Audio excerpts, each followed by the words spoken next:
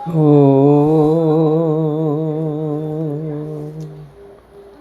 नारायणं नमस्कृतं नरचैव नरोत्तमं देवीं सरस्वती व्यास ततो जयमुद्रे वेदे रामायणे चैव पुराणे भारते तथा आदौ चान्ते च मध्ये च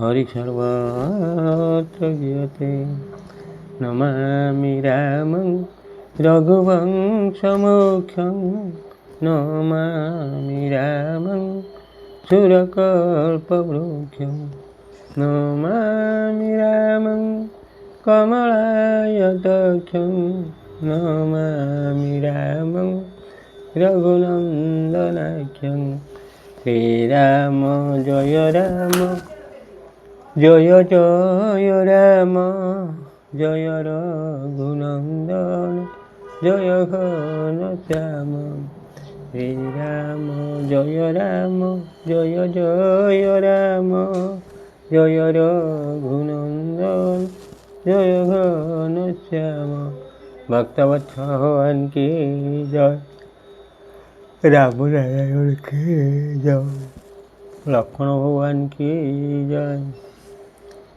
जनक नंदिनी सीता देवी की जय भरतलाल जी की जय शत्रुलाल जी की जय झंकड़ वासिनी माँ शारदा को जय दशदी गोपाल को जय स्वर्गमाता पाताल की जय अग्नि जल देवता को जय सूर्य चंद्र देवता को जय मोर प्रिय श्रोता बंधु मान को जय यूट्यूब कर्मकर्ता मान को जय मोर प्रिय श्रोता बंधु आपण मान को नमस्कार करी आरंभ करने जाऊँ धारावाहिक संपूर्ण रामायण कथा आपण मैंने शुणुंट रावण बर पाई विभिन्न राजा को हर युद्ध कर हर ये मानि जा हारे आ युद्ध करूनी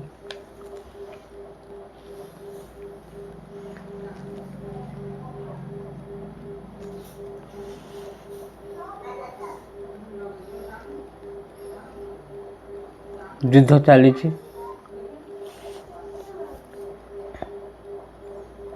रावण भावुची कुबेर जमକୁ ମୁଁ ଜୟ କରିଛି।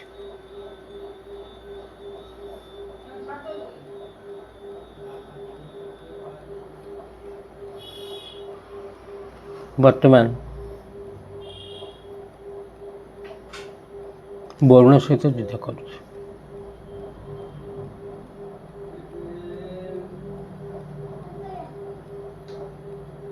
ବରୁଣ ଭାବୁଛନ୍ତି ये ब्रह्मवर बलियार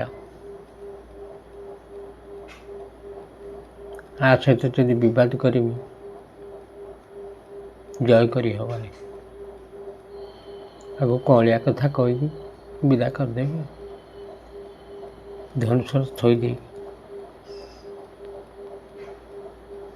कहले हे लंका राजा तुम्बे महाबलियार वीर ମୁଁ ତୁମ ସହିତ ଯୁଦ୍ଧ କରିପାରିବିନି ତେଣୁ ତୁମେ ଆଉ ଯୁଦ୍ଧ କର ନା ମନ୍ତ୍ରୀଙ୍କ ସାଙ୍ଗରେ ଧରି ତୁମେ ନିଜ ପୁରକୁ ଯାଅ ଲଙ୍କାପୁରକୁ ଯାଅ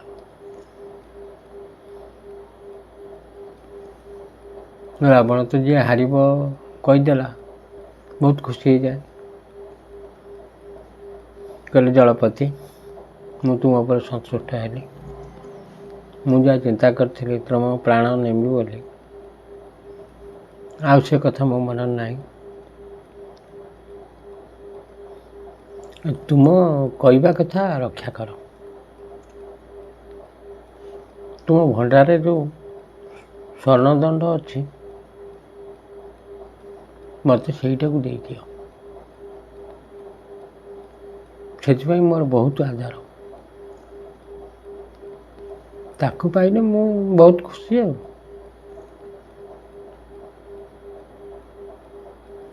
ଆମ ଦୁହିଁଙ୍କର ବନ୍ଧୁବାନ୍ଧବ ବି ଆଜିଠାରୁ ହେଲା। ବରୁଣ ଏ କଥା ଶୁଣିକି ଟିକେ ଚିନ୍ତା କଲେ, କହିଲେ ମୋ ଅସଲି ଜିନିଷଟା କେମିତି ଦେଇଦେବି? ଯିଏ ମୋତେ ରତ୍ନ ଯୋଗାଉଛି। ପୁଣି ବିଚାର କଲେ, ମୁଁ ଯଦି ନ ଦେବି ଏ ଦୁଷ୍ଟ ରାକ୍ଷସ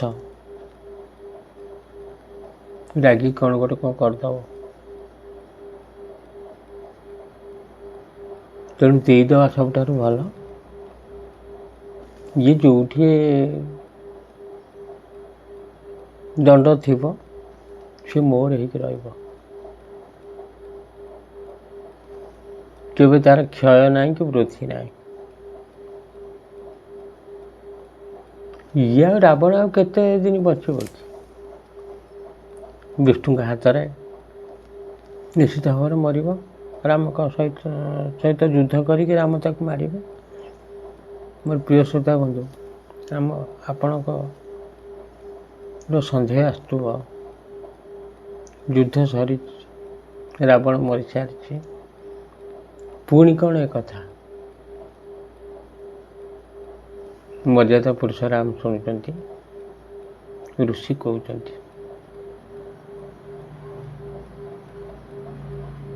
ତେଣୁ ମର୍ଯ୍ୟାଦା ପୁରୁଷ ରାମ କହିଲେ ମୋ ରାବଣ ବିଷୟରେ ପୁଙ୍ଖାନୁପୁଙ୍ଖ ଶୁଣିବାକୁ ମୋର ଭାରି ଇଚ୍ଛା ହେଉଛି। ଋଷିବର ମୋତେ କୁହନ୍ତୁ। ଚାଲିଛି ତ ଆପଣ ମାନେ ଶୁଣୁଛନ୍ତି। ଏ ପରବର୍ତ୍ତୀ ଅଧ୍ୟାୟରେ ବି ଶୁଣିଥିଲେ। ତେଣୁ ବରୁଣ କହୁଛନ୍ତି, କାହିଁକି ବିପଦକୁ ବରଣ କରିବି? ସେ ଜିନିଷ ମୋ କତିକି ଦିନେ ଫେରିବ। ରାବଣଙ୍କୁ ଯେଉଁଦିନ ରାମ ମାରିବେ ସେଇଦିନ ମୋର ଏଇ ଜିନିଷ ମୋ କତିକି ଫେରିବ। ତେଣୁ ଦେଇଦେବା। ଏକଥା ଚିନ୍ତା କରିକି ରାବଣକୁ ନେଇକି ଦେଲେ। କହିଲେ, ଲଙ୍କା ରାଜା, ଏଇ ଦଣ୍ଡ ବିଷୟରେ ତୁମେ ଜାଣିଛ? କହିଲା, ନା।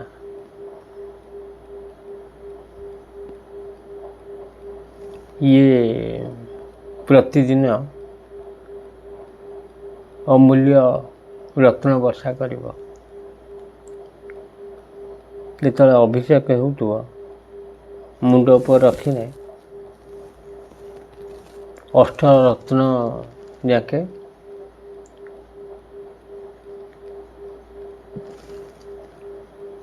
ସବୁ ମୁଣ୍ଡରେ ପଡ଼ିବ। ଅନ୍ୟ ସମୟରେ ବି ଯେତେବେଳେ ଇଚ୍ଛା କରିବ ରତ୍ନ ବୃଷ୍ଟି ହେବ। ରାବଣ କହିଲା, ଯାହା ହଉ, ମୋ ଜୀବନ କାଳ ଭିତରେ ଗୋଟେ ବଡ଼ ଜିନିଷ ପାଇଲି।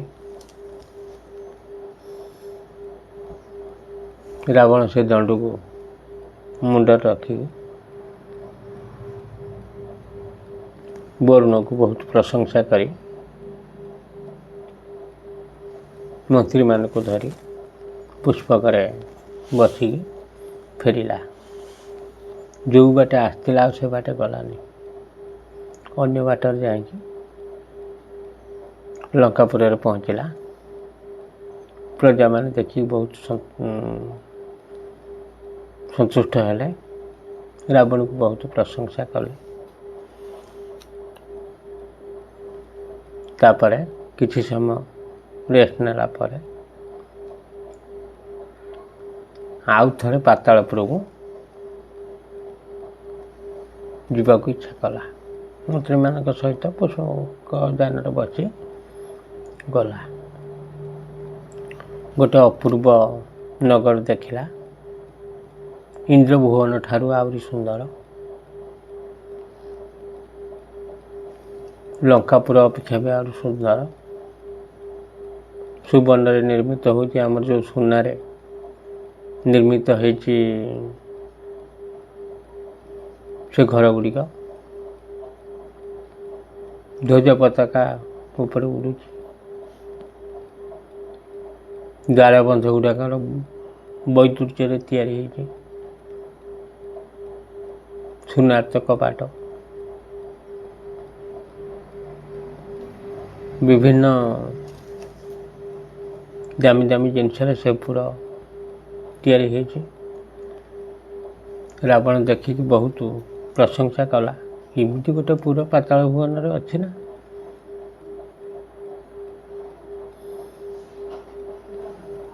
କହିଲା ପ୍ରହସ୍ତ ଏଇଠିକି ଶୁଣ। ପ୍ରହସ୍ତ ମନ୍ତ୍ରୀ ଆସିଲେ, ତମେ ଟିକେ ଯାହା ଏଡ଼େ ସୁନ୍ଦରିଆ ନଗର କାହାର ଟିକେ ବୁଝି ଆସିକି ମୋତେ କୁହ। ରାଜା ଆଜ୍ଞା ପାଇକି ପ୍ରସ୍ତ ଗଲା, ସବୁ ଘରେ ଘରେ ପଶିଲା, ସବୁ ରୁମ୍ରେ, କେଉଁଠି ଆଉ କିଛି ଦେଖିବାକୁ ପାଇଲାନି, କିଛି ଚିହ୍ନ ବର୍ଣ୍ଣ ନାହିଁ। 7 ତାଲା ସେଇଟା, 6 ତାଲା ପର୍ଯ୍ୟନ୍ତ ଖୋଜିଲା, 7 ମହଲା ଉପରେ ଯାଇକି ପହଞ୍ଚିଲା। ସେଠି ଦେଖିଲା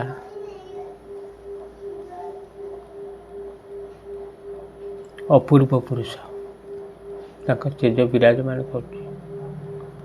ମନରେ ଭାବୁଛି ଏ ବିଷ୍ଣୁ କି? ଏଭଳିଆ ଭାବି ନଜର ପଡ଼ିଗଲା ପ୍ରହସ୍ତ ଉପରେ। ଖୁବ୍ ଜୋରରେ ହସ ହସିଲା। ପ୍ରହସ୍ତ ଡରିଗଲା, କହିଲା ଆମକୁ ତ ଦେଖିକି ସମସ୍ତେ ଡରନ୍ତି, ଇଏ କ'ଣ ହସୁଛି? ଆଉ ଡରେ ଆଉ ରହିପାରିଲାନି, ପଡ଼ି ଉଠିକି ଯେଉଁ ବାଟ ଯାଇଥିଲା ଆଉ ସେ ବାଟ ନ ଆସିକି ଅବାଟରେ ଆସି ରାବଣ ଆଗରେ ସବୁ କହିଲା। ରାବଣ ସେତେବେଳେ ପୁଷ୍ପକ ବିମାନରେ ବସିଛି।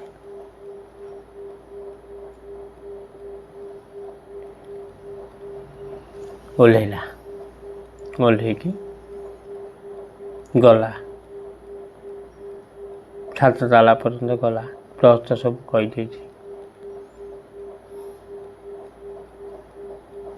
ରାବଣ ଯିବା ଦେଖିକି ସେ ଯେ ମହାପୁରୁଷ ବସିଥିଲେ, ଆପଣଙ୍କ ତାଙ୍କ ନାଁ ଶୁଣିବେ ଟିକେ ପରେ, ଆସିକି ଦୁଆରେ ପହଞ୍ଚିଗଲା। ସେ କାହିଁ କାହାକୁ ଡରିକି, ସେ ବିଷ୍ଣୁଙ୍କ ଭଳି ତେଜିଆ, ମସ୍ତକରେ ବିରାଟ ଜଟା, ଯେମିତି ହିମାଳୟ ପର୍ବତ ଭଳିଆ ମୁଣ୍ଡଟା ଦେଖାହେଉଛି। କାଳ ସର୍ପ ପରି ଗର୍ଜନ ଶୁଭୁଛି, ନିଶ୍ୱାସର ଶବ୍ଦ। ବେଳକୁ ବେଳ ମହାଭୟଙ୍କର ଦେଖାଯାଉଛନ୍ତି।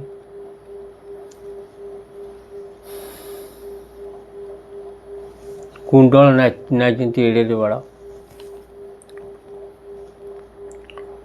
ବହୁତ ସୁନାର ଜିନିଷ ସବୁ ନାଇଛନ୍ତି। ବିରାଟ ହାର ଗୋଟେ ପକାଇଛନ୍ତି। ସ୍ୱାସ୍ଥ୍ୟ ବି ସେଇଭଳିଆ। ରାବଣ ଦେଖିକି ଆଶ୍ଚର୍ଯ୍ୟ। ଯମରାଜା ଯେମିତି ହାତରେ ଗୋଟେ ମୂଷଳ ଧରିଥାନ୍ତି, ସେରକମ ଧରିଛନ୍ତି। ଭୟଙ୍କର ବି ଦେଖାଯାଉଛନ୍ତି। ରାବଣ ପଶୁଥିଲା ସେ ଘର ଭିତରକୁ, ପୁରା ହାତରେ ବାଟ ଓଗାଳିଲା।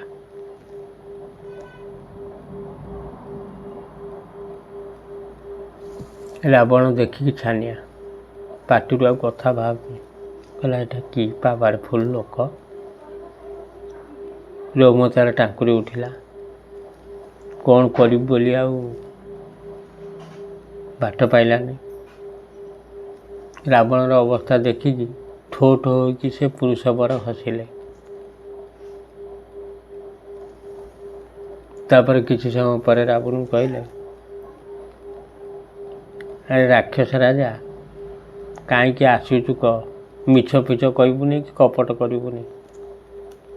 ଯଦି ଯୁଦ୍ଧ ପାଇଁ ଆସିଥିବୁ ତାହେଲେ ମୁଁ ପ୍ରସ୍ତୁତ।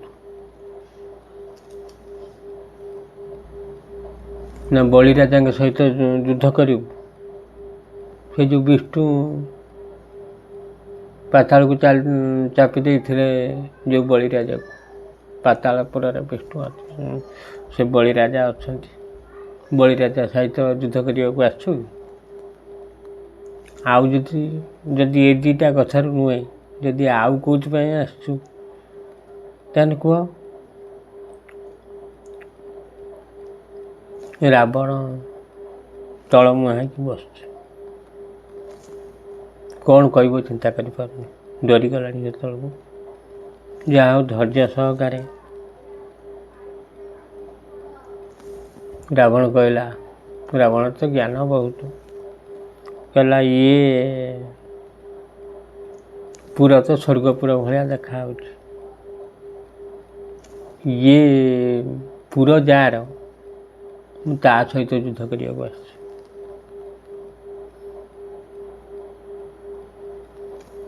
କହିଲା ଇଏ ପୁର ଏତେ କଥା କହିନି ତମେ ଜାଣିପାରୁନ ନା? ସେ ଯେଉଁ ବଳି ରାଜାଙ୍କ ପୁର ପାଇଏ, ବଳି ରାଜା ବିଷୟରେ ତୁମେ ଜାଣିଛ ନା? ସବୁ ଗୁଣ ତାଙ୍କ ଠେଇଁ ଅଛି। ଦାତା ଗୁଣ ଠାରୁ ଆରମ୍ଭ କରି ସବୁ ଗୁଣ ଅଛି। ସେ ଜମୁକୁ ହରେଇ ଦେଇପାରିବେ ଯୁଦ୍ଧ କଲେ। ଏ ତ୍ରିଭୁବନରେ ତାଙ୍କ ଭଳିଆ, ସ୍ୱର୍ଗ ମର୍ତ୍ତ୍ୟ ପାତାଳରେ ତାଙ୍କ ଭଳି ଗୁରୁ କି ବୀର କେହି ନାହାନ୍ତି। ଭାରି ସତ୍ୟବାଦୀ, ସାଧୁ ସଙ୍ଗ କରନ୍ତି, ବେଦ ପାଠ ବି କରନ୍ତି, ସବୁ ପ୍ରାଣୀଙ୍କର ହିତ ଚିନ୍ତା ସବୁବେଳେ କରନ୍ତି। ଦେବତା, ଦାନବ, ଯକ୍ଷ, ପର୍ଣ୍ଣକ, ମାନବ,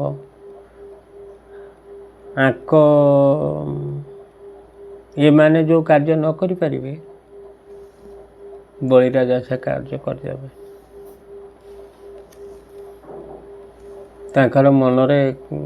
ତାଙ୍କ ମନରେ କାହା ପ୍ରତି ଭୟ ନାହିଁ। ତମେ ସେ ବଳିରାଜା ସହିତ ଯୁଦ୍ଧ କରିବାକୁ କେଉଁ ହିସାବରେ ଆସିଛ? ଯଦି ତମର ସାହସ ହେଉଛି ତାହେଲେ ଭିତରକୁ ଯାଅ। ବଳିରାଜାକୁ ଡାକିକି ଯୁଦ୍ଧ କରିବାକୁ କୁହ। ରାବଣ ଗଲା, ବଳିରାଜାଙ୍କ ପାଖରେ ପହଞ୍ଚିଲା। ରାବଣକୁ ଦେଖିକି ବଳିରାଜା ହସିଲେ। ଆନନ୍ଦରେ ରାବଣ ହାତକୁ ଧରିକି ତାଙ୍କ କୋଳରେ ବସିଲେ। ଭାରି ଶ୍ରଦ୍ଧେଇ, ସେ ସତ୍ୟବାଦୀ। କହିଲା, ଲଙ୍କେଶ୍ୱର ଭଲରେ ଅଛ ତ? ତୋ ବନ୍ଧୁବାନ୍ଧବ ସବୁ ଭଲରେ ଅଛନ୍ତି ତ? କି କାର୍ଯ୍ୟରେ ମୋ ପାଖକୁ ଆସିଲ? କି ବାଧା ତୁମ ମନ ଭିତରେ ଅଛି ମୁଁ ପୂରଣ କରିବି, କୁହ। ରାବଣ କହିଲା, ଯୋଉଥିପାଇଁ ଆସିଛି ମୁଁ କହୁଛି, ମନ ଦେଇକି ଶୁଣ। ମୋର ପ୍ରିୟ ଶ୍ରୋତା ବନ୍ଧୁ, ରାବଣ କ'ଣ କହିଲା ଦେଖନ୍ତୁ। କହିଲା, ମୁଁ ଶୁଣିନି।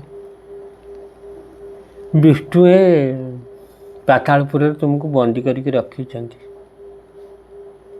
ଏମିତିଆ ସ୍ଥାନରେ ରଖିଛନ୍ତି କେହି ତୁମ ପାଖକୁ ଆସିବନି। ସେଇଥିପାଇଁ ମୁଁ ବିଷ୍ଣୁଙ୍କୁ ଯୁଦ୍ଧ କରିକି ଜିତିକି ଆପଣଙ୍କୁ ବନ୍ଧନରୁ ମୁକ୍ତ କରିଦେବି ଆଉ। ବଳିରାଜା ପୁଣି ହସିଲେ। କହିଲେ, ବାବୁ ତୁମ ଅଭିପ୍ରାୟ ମୁଁ ସବୁ ଜାଣିସାରିଲିଣି। ଯାହାକୁ ତମେ ଇଚ୍ଛା କରିଛ ଯୁଦ୍ଧ କରିକି ଜୟ କରିବ, ତାଙ୍କ ବିଷୟରେ ମୁଁ କହୁଛି, ମନ ଦେଇକି ଶୁଣ। ଆସିଲା ବେଳେ ଯାହାକୁ ଦେଖିକି ତମେ ଆଇଲ, ମୋତେ ସେଇ ବନ୍ଦୀ କରିକି ରଖିଛନ୍ତି। ସେ କାଳର କାଳ, ଯମଠାରୁ ତାଙ୍କର ପାୱାର ଅଧିକା।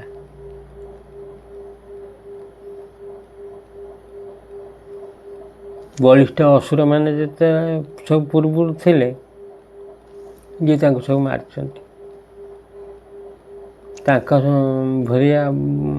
ତାଙ୍କ ଭଳି ବଳବାନ ସ୍ୱର୍ଗ ମର୍ତ୍ତ୍ୟ ପାତାଳରେ ନାହାନ୍ତି।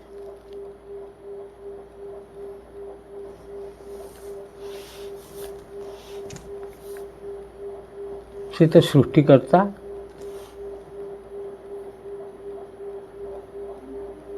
ତୁମେ କ'ଣ ତାଙ୍କୁ ଜାଣିନା? ତାଙ୍କୁ ପାଇବା ପାଇଁ ମୁନି ଋଷିମାନେ ଲକ୍ଷ ଲକ୍ଷ ବର୍ଷ ରହିକି ତପସ୍ୟା କରୁଛନ୍ତି। ଯାହାଙ୍କ ମାୟାରେ ଏ ଜୀବ ଜଗତ ଆତଜାତ ହେଉଛନ୍ତି। ସେ ପରମାତ୍ମା ପୁରୁଷ ସମସ୍ତଙ୍କ ମନ କଥା ଜାଣନ୍ତି। ଦୁଷ୍ଟକୁ ବିନାଶ କରିକି ଶିଷ୍ଟଜନକୁ ପାଳନ କରନ୍ତି। ମଧୁକୈଟବ, କଂସ, ପ୍ରହ୍ଲାଦ, ଜାମଳ, ଇନ୍ଦ୍ର, ଚନ୍ଦ୍ର, ତପନ, ପବନ, ଏମାନେ ତାଙ୍କୁ ପାରନ୍ତିନି। ସିଏ ତ ସମସ୍ତଙ୍କୁ ତିଆରି କରିଛି, ତାଙ୍କୁ କିଏ ତିଆରି କରିବ?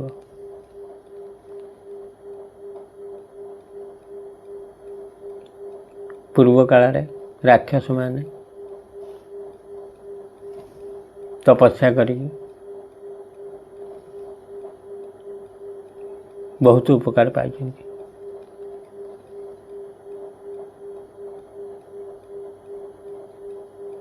ତେଣୁ ସେ ତ ବିନାଶ କର୍ତ୍ତା। ତମେ ତା ସାଙ୍ଗେ ଯୁଦ୍ଧ କରିପାରିବ ତ? ସେ ତ ସକଳ ବିଦ୍ୟାରେ ପଣ୍ଡିତ। ଯୁଦ୍ଧରେ କେବେ ହାରିବା ସେ ଶିଖିନାହାନ୍ତି। ଦେବତାମାନଙ୍କ ଉପରେ ସେ ଉପରେ। ଯଦି ଦେବତାମାନେ ତାଙ୍କ ସହିତ ଯୁଦ୍ଧ କରନ୍ତି, ସେ ହାରନ୍ତି।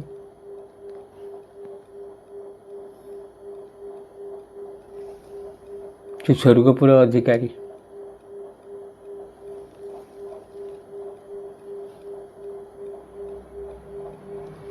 ତାଙ୍କ ଉପରେ ତ ବୀର ନାହାନ୍ତି, ତୁମେ ତାଙ୍କୁ ଯୁଦ୍ଧ କରିକି ଜିଣି ପାରିବ ନା?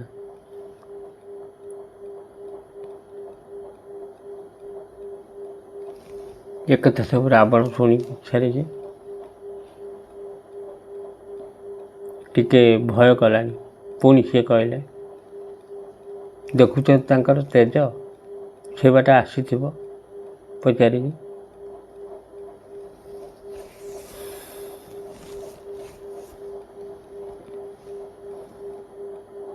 ଏ ଯେଉଁ କୁଣ୍ଡଳ ପଡ଼ିନି ନା, ସେ କହୁଛନ୍ତି, ସେ କୁଣ୍ଡଳଟା ମୋ ପାଖକୁ ଆଣ।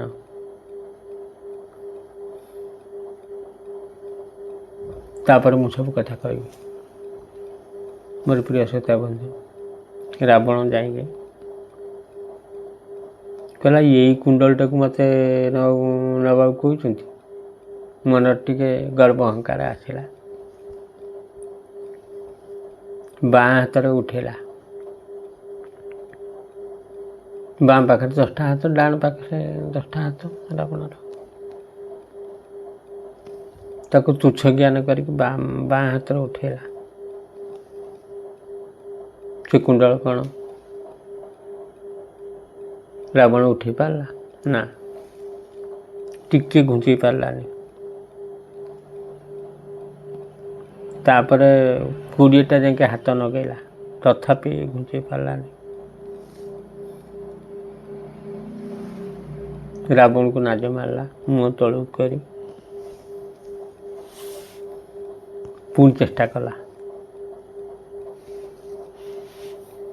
ଯେମିତି ହାତ ଖସି ଯାଇ ପଡ଼ନ୍ତି, ରକ୍ତ ବାନ୍ତି କରିକି ଆଉ ଚେତା ନାହିଁ ରାବଣର, ପୁରା ମୂର୍ଚ୍ଛାଗତ ହୋଇଗଲା। ମନରେ ଭାବୁଛି ଏତେ ଯୁଦ୍ଧ କରି ଯମ ସାଙ୍ଗରେ ବରୁଣ ଡରିଗଲା। ଇଏ ଗୋଟେ ଲୋକ, ତା କର୍ଣ୍ଣର କୁଣ୍ଡଳକୁ ମୁଁ ଉଠେଇକି ଆଣିପାରିନି।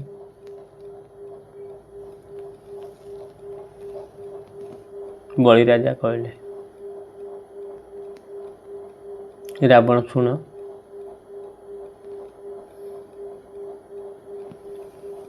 ତ ପରିଚୟ ଟିକେ ଶୁଣ।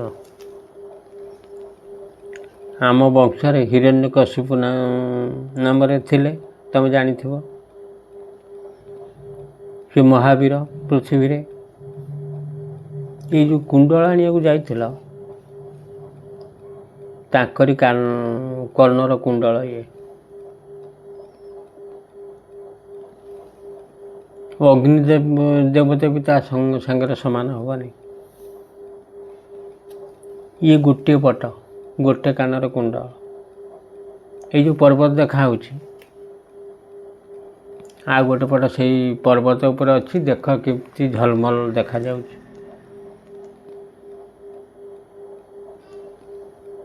ତମେ ଶୁଣିଥିବ ହିରଣ୍ୟକଶିପୁ ବର ପାଇଥିଲେ। କି ବର ପାଇଥିଲେ ଶୁଣିଛ? ମୁଁ କହୁଛି ଶୁଣ। ଯମ ଯେଉଁ କାଳଦଣ୍ଡ ଯଦି ହିରଣ୍ୟକଶିପୁ ଉପରେ ପଡ଼ିବେ, ସେ ମରିବେନି। ଦିନରେ ମରିବେନି, ରାତିରେ ମରିବେନି, ପୁରୁଷଙ୍କ ହାତରେ ମରିବେନି କି ନାରୀ ହାତରେ ମରିବେନି, ସ୍ୱର୍ଗ ମର୍ତ୍ତ୍ୟ ପାତାଳରେ ମରିବେନି। ଏଭଳିଆ ବର ପାଇଥିଲେ।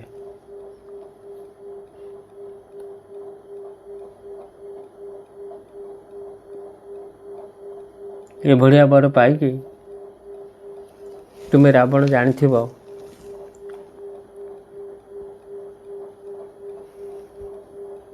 ସବୁ ଠିକ୍ ଥିଲା। ଭକ୍ତ ପ୍ରହ୍ଲାଦ ତା ବିଷୟରେ ଶୁଣିଥିବ। ପ୍ରହ୍ଲାଦ ଆଗରେ ବିଷ୍ଣୁଙ୍କ ନିନ୍ଦା କଲା। ତାପରେ ବି ଜାଣିଥିବ, ଯଦି ନ ଜାଣିଥିବ ଶୁଣ। ନରସିଂହ ରୂପରେ ଯେତେବେଳେ ପଚାରିଲେ ତୋ ପ୍ରଭୁ କେଉଁଠି ଅଛି, ପ୍ରହ୍ଲାଦ କହିଲେ ସବୁଆଡ଼େ ଅଛନ୍ତି, ଯେଉଁଠି କହିବ ସେଠି ଅଛନ୍ତି। ଦେଖା, ଏଇ ଯେଉଁ କାଠ ଖୁଣ୍ଟା ପୋତା ହେଇ ତା ଭିତରେ ଅଛନ୍ତି ନା? କହିଲା ହଁ ଅଛନ୍ତି। ଛୋଟ ପିଲା କହିଦେଇ ସାରିଲାଣି। ତାପରେ ଭଗବାନଙ୍କୁ ଚିନ୍ତା କଲା।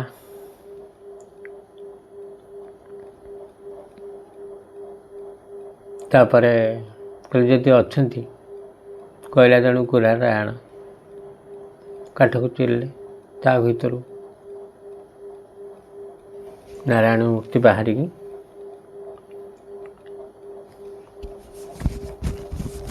ତାକୁ ନଖରେ ବିଦାରଣ କଲେ, ନରସିଂହ ରୂପ ଧରି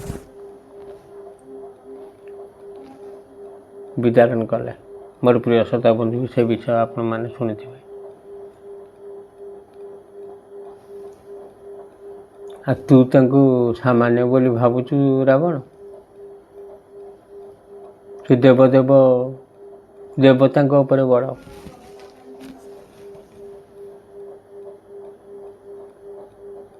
ବ୍ରହ୍ମ ଋଷିମାନେ ବହୁ କଷ୍ଟ ସହିକି ଯାହାକୁ ତପସ୍ୟା କରୁଛନ୍ତି।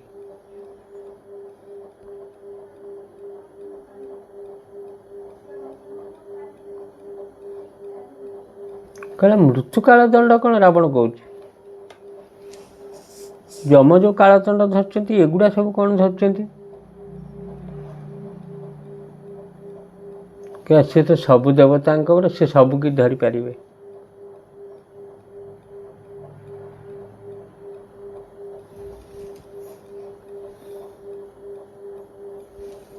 କହି ରାବଣ କହିଲା, ମୁଁ କୁବେରକୁ ଜିତିକି ପୁଷ୍ପକ ଯାନ ଆଣିଛି।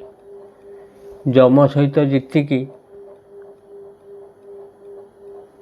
ଏକରେ ତ ଗୋଟେ ବାଣ ଆଣିଛି, ଆଉ ତାକୁ ପରାଜିତ କରୁଛି। ଭୟ ମୋ ଜୀବନରେ ମୁଁ ଜାଣିନି।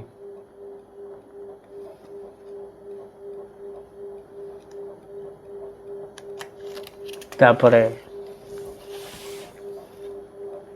ବଳି କହିଲେ, ତୁ ତାଙ୍କୁ ସାମାନ୍ୟ ଭାବୁଛୁ? ସେ ନାରାୟଣ, ପିତାମାତା, ସେଇ ଜ୍ଞାନଦାତା, ସବୁ ଜୀବର ଅଧିକାରୀ, ନିର୍ବିକାର, ଭକ୍ତ ବତ୍ସଳ, ସେ ସମସ୍ତଙ୍କର ପ୍ରଭୁ, ସଂସାର ପାଳକ, ଅଗତିର ଗତି, ଦୁଃଖ ନିବାରକ।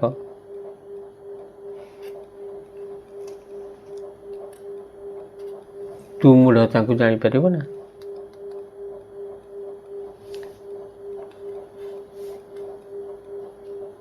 ରାବଣ ସବୁ ଶୁଣୁଛି। ଯଦି ତୋର ବଞ୍ଚିବାର ଇଚ୍ଛା ଅଛି, ତୁ ତାଙ୍କୁ ତପସ୍ୟା କର। ରାବଣ ସେତେବେଳକୁ ରାଗିକି ଲାଲ ପଡ଼ିଗଲାଣି। କହିଲା, ଇଏ ମୋତେ ଭଣ୍ଡଉଛି। ସେତେବେଳକୁ ନାରାୟଣ ବି ରାବଣର ମନ କଥା ଜାଣିସାରିଲେଣି।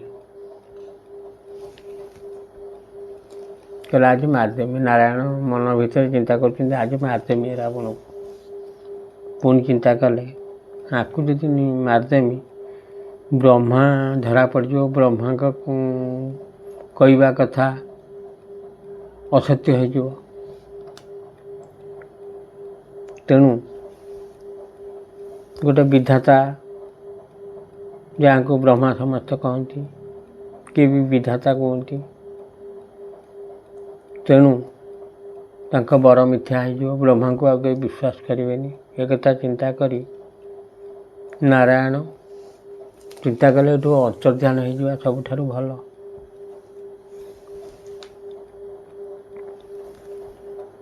ନାରାୟଣ ଅନ୍ତର୍ଧ୍ୟାନ ହୋଇଗଲେ। ରାବଣ ଭାବିଲା, ରାବଣ ରାକ୍ଷସ, ବୁଦ୍ଧି କେତେ। କହିଲା, ମୋତେ ଭୟ କରିକି ଦେଖା ନ ଦେଇକି କୁଆଡ଼େ ପଳେଇଲା। ରାବଣ ସିଂହନାଦ ଭଳି ଗର୍ଜନ କଲା। ବରୁଣପୁରକୁ ଯେଉଁ ବାଟେ ଯାଇଥିଲା, ସେଇ ବାଟେ ଫେରି ଫେରିକା ଆସିଲା। କହିଲା, ନୁଚିକି ପଳେଇଲା ତ, ହଉ ଦେଖା ହେବ। ମୋର ପ୍ରିୟ ଶ୍ରୋତା ବନ୍ଧୁ, ପୁଣି ଭିଡ଼ିଓ ବଡ଼ ହେଇଯିବ। ମୋର ପ୍ରିୟ ଶ୍ରୋତା ବନ୍ଧୁମାନେ ତ କିଛି ଦିନ ହେଲା ଟିକେ କମ୍ ଦେଖୁଛନ୍ତି। ଯାହା ହଉ, ଆଜି ଏତିକିରେ ଥାଉ। ଆପଣଙ୍କ ଯଦି ଆଶୀର୍ବାଦ ମୋ ଉପରେ ଥିବ, ତାହେଲେ ପୁଣି ଆଗାମୀ ଅଧ୍ୟାୟରେ ଆପଣଙ୍କ ଦୟାରୁ ଏ ଅଧମ ଆପଣଙ୍କୁ ଶୁଣେଇବ।